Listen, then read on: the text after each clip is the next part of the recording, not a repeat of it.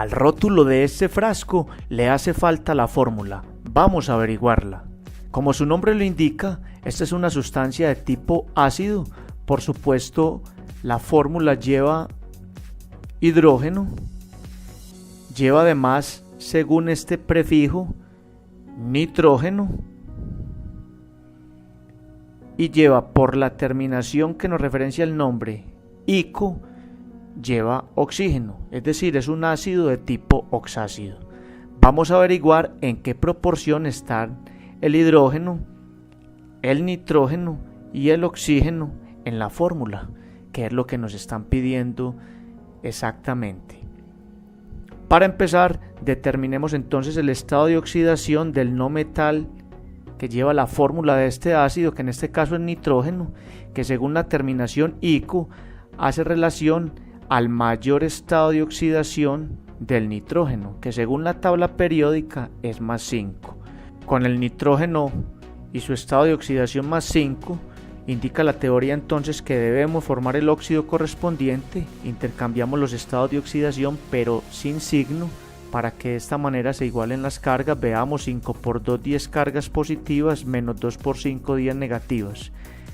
Procedemos entonces a especificar bien la fórmula del óxido. En este caso será N2O5, ¿sí? Chequeamos que los subíndices queden correctamente.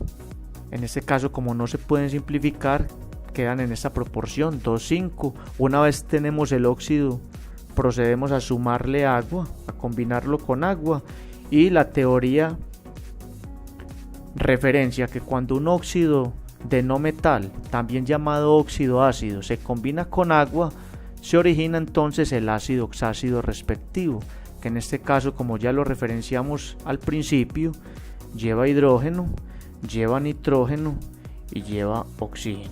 Las proporciones nos la indican estas sustancias iniciales. Los hidrógenos son los que nos aporta el agua, que en este caso son 2. Los nitrógenos los que nos aporta el óxido, que en este caso son 2.